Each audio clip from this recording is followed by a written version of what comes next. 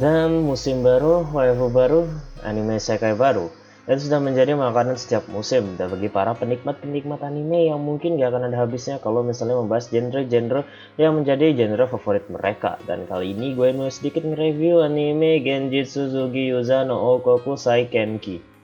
Ya, Genjutsu kenyataan Sugi-Yusa no Oukoku, kenyataan seorang pahlawan. Apalah artinya ini, gue nggak tahu. Pokoknya bisa ngertiin, bantu gue, karena gue bingung artinya apaan ini. Pakai transit bang, ntar ya.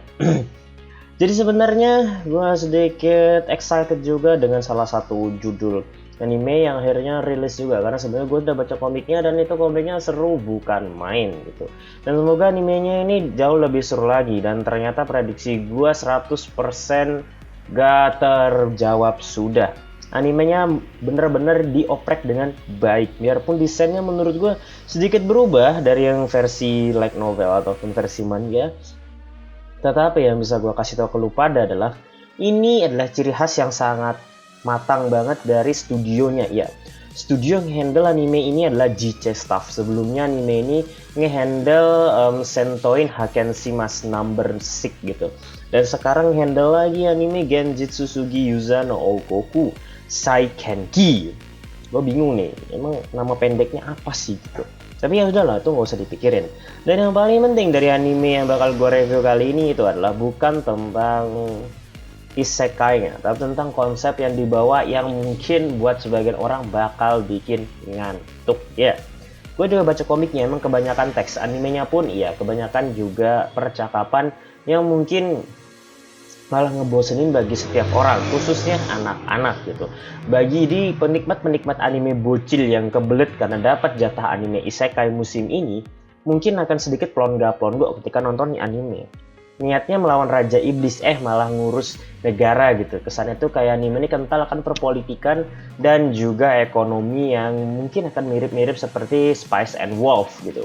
Tetapi, biarpun demikian, menurut gua anime isekai seperti ini tuh harus dilestarikan gitu kan. Nggak melulu anime isekai itu bertema melawan Raja Iblis melawan Raja Iblis dan Raja Iblis lagi. Menurut gua anime isekai itu harus sedikit variatif gitu. Kemarin tuh anime Seino Boryoku itu menurut gua sudah sangat luar biasa sekali. Dan dipadukan dengan genre shoujo. Kamigami no Asobi juga kayak gitu, dipadukan dengan genre shoujo. Akhirnya ceritanya nggak melulu tentang Raja Iblis. Tapi apa yang terjadi kalau dipanggil tuh cowok lagi-lagi? Apakah bertema melawan mengalahkan Raja Iblis, dan Raja Iblis. Pokoknya kalau udah ke isekai bawa cowok, nggak jauh-jauh dari ada yang harus dikalahkan. Lalu nanti tokoh yang ke isekai tuh tiba-tiba punya kekuatan entah dari negeri mana. Dan itu bukan membosankan, tapi kita mau variasi gitu. Nah, dan ini sekarang datang animenya dengan variasi. Dia nggak menggunakan pedang dan apa lain, tapi pakai otak gitu. Jadi dia akan menjalankan sebuah roda perekonomian sebuah kerajaan, dan itu adalah sesuatu hal yang harusnya sih bisa menjadikan variasi yang bagus untuk anime-anime isekai zaman now gitu. Kita sudah bertahun-tahun disusupi anime isekai. Tapi apakah anime isekai itu harus bertemakan action terus? Haruskah bertemakan perjuangan anime supernatural fantasi yang kental dan lain-lain? Bisa nggak sih kita tuh nemu anime isekai yang cuma fokus ke dapet komedi romance ataupun misteri ataupun lainnya, thriller dan lain-lain. Jadi di sini Genjitsu Sugi no Yusa itu menjawab keraguan para penikmat anime isekai kalau misalnya anime isekai itu cuma modal melawan Raja Iblis doang gitu. Dan kali ini adalah temanya adalah pahlawan dikirim untuk mengurus perekonomian sebuah kerajaan. Jadi mainnya sekarang perang otak gitu, jauh lebih dementia lagi daripada yang biasa-biasanya gitu. Oke, lalu apa yang terpenting juga dari anime ini adalah tentang kualitas visualnya yang lagi-lagi nggak usah dipertanyakan lagi. JC Staff itu udah rajanya untuk membuat animasi yang bener-bener kaya akan pewarnaan atau color grading yang sangat kaya. Jadi di sini gue dapat merasakan kalau misalnya perkembangan kualitas visual studio JC Staff dari tahun ke tahun itu sudah nggak usah diragukan lagi. Sangatlah bagus, tapi kau file di One Punch Man bos. Tapi meskipun demikian, gue tetap merasakan memang ini anime sudah nggak ada celah lagi untuk kualitas visualnya, karena memang studio yang mengerjakan malah batuk, lah nggak usah dipotong biar kalian tahu kalau gue lagi batuk. Lalu bagaimana tentang waifunya? Lagi-lagi kita di opening kita disuguhkan waifu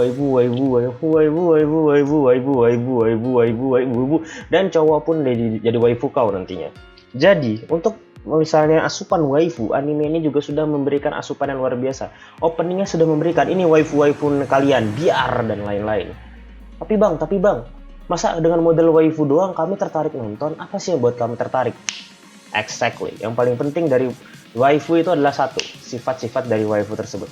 Lagi-lagi kita akan diberikan tokoh utama yang dia itu realistis dan naif dan sok-sokan kalau imannya itu strong ya. Jadi seperti biasa ya, MC anime itu pasti imannya kuat-kuat semua. Ketika pada kesempatan sok-sokan iman kuat, sok-sokan iman kuat. Bahkan sampai nonton tuh geli gitu. Jangan-jangan dia tuh nggak punya titik, makanya imannya kuat. Bahkan digodain cewek cantik pun dia kagak mau terus gitu. Di sini juga diberikan cerita nanti kalau misalnya tuan putrinya bernama Disia itu akan dinikahkan dengan Soma, jadi ditunangin aja karena nanti biar kerajaannya itu makin strong karena nanti sang pahlawan akan mempunyai seorang istri super duper kawaii, yaitulah putri dari raja sebelumnya gitu, mantan raja gitu. Jadi dari situ sudah sangat jelas banget kalau misalnya nih anime akan kental banget romansnya, dan perkembangan yang paling penting itu adalah bukan dengan cerita dan atau perkembangan kerajaan, tapi yang paling penting adalah perkembangan dari karakter dua ini. Karena memang dari awal mereka tuh jadi visual dari apa yang gue lihat di gambar di Google itu sendiri. Visualnya pasti mereka berdua tuh. Bentar, ini buat thumbnail. Kalem ya, buat thumbnail. Jadi visualnya tuh dikit-dikit mereka. Karena kalau dari sini udah kelihatan, perkembangan yang paling harus ditonjolkan adalah perkembangan mereka berdua. Karena di awal tuh mereka ditunangkan tanpa keinginan mereka sendiri. Lalu perkembangan seperti apa yang terjadi? Itulah serunya di situ nanti. Bukan tentang bagaimana cara si Soma ini mengurus kerajaan, ataupun bagaimana nanti musuh-musuh atau lawan politiknya itu menyerang, atau orang-orang yang gak suka dia itu datang. Itu bukan. Itu adalah intisari cerita. Tapi apa yang bikin lu betah biarpun gak suka cerita yang aslinya, itu adalah kekuatan dari intrik-intrik perkembangan kasmaran mereka berdua ini. Oke, jadi bagi gue anime ini sebenarnya sangat cukup bagi gue itu sendiri. Tentang kurang-kekurangannya sudah pasti nanti akan gue bahas kalau misalnya gue nonton ini anime sampai habis. Karena ini review episode pertama nih anime Genjutsu Suga Yusa no Okoku Saikenki. Jadi gue nggak mau berpanjang-panjang lebar di ini video. Jadi nantikan aja next review di episode 2. Kalau misalnya nih juga video rame juga gitu. Oke, itu aja yang bisa gue berikan di video kali ini. Terima kasih telah menonton. Gue Sierpai dan sampai ketemu di keindahan keseimutan umat manusia yang lebih indah di lainnya. Dan jangan lupa tersenyum.